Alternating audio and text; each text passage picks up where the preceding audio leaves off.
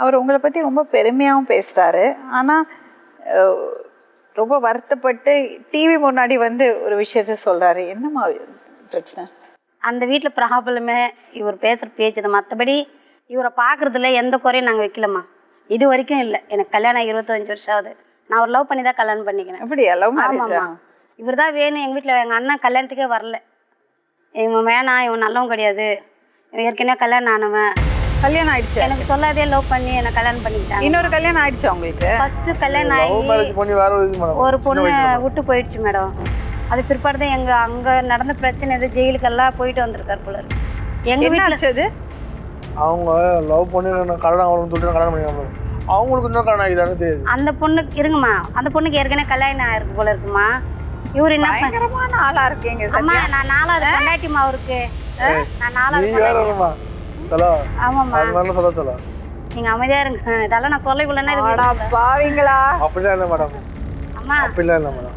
அது கல்யாணம் பண்ணியிருக்காரு போல இருக்கு. அந்த பொம்பளை வேற கல்யாணம் பண்ண பொண்ணு போல இருக்கு. ஏதோ ஸ்டேஷன் மேரேஜ் ஆகி ஒரு ஆந்திராவில் வச்சுருந்தாங்க அவங்க மாமியார்.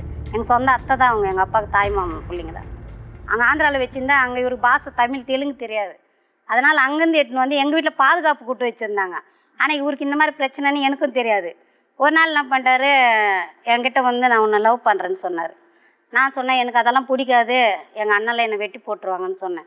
உங்கள் வீட்டில் கூட பிறந்தவங்க எத்தனை பேர்? என் பாப்பா, என் தங்கச்சி இருக்காங்க, ஒரு அண்ணன் இருக்காங்க. சுடு தண்ணி சோறு வடிப்போம்மா, அந்த கஞ்சி தண்ணியில் எடுத்து காலில் ஊற்றிக்குவேன், கையை அறுத்துக்குவேன், இதெல்லாம் சொல்லுவார். சரி நான் என்ன பண்ணிட்டேன், நானும் லவ் பண்ண விரும்பிட்டேம்மா.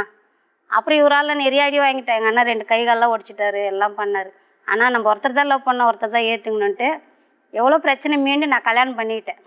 என்னை எவ்வளோ வெட்டியிருக்காருமா, எவ்வளோ வெட்டு காயம் எவ்வளோ பண்ணியிருக்காரு. அவ்வளோ அடி அடிப்பார், ரத்தம் ஊற்றும்மா. அப்போ கூட நான் என்ன பண்ணுவேன், அடிச்சு போட்டு போயிடுவார். எங்கள் அம்மா வீட்டுக்கும் நான் போனதில்லைம்மா இது வரைக்கும். அடிச்சு போட்டு போயிடுவார். சாயந்தரம் வரதை காட்டி என்ன பண்ணுவோம், ஐயோ குஷ்டு வருவாரோ, எப்படி வருவாரோ, ஏதோ வருவாரோ. அடிக்கிறது வர என்னம்மா பண்ணுறீங்க? வேற என்னம்மா பண்ணுறது? இன்னும் வேற என்னம்மா பண்ணுறது? இதில் ஒரு பெருமையா?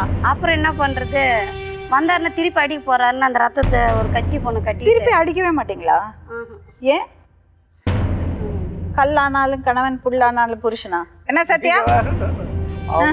அடிச்சு போட்டுருவார் மேடம். அப்புறம் திருப்பி வந்து அடிக்க போறான்னு ஊரெல்லாம் ஆக்கி வச்சிருவா. உங்களுக்கு தெம்பு இல்லையா? நல்லா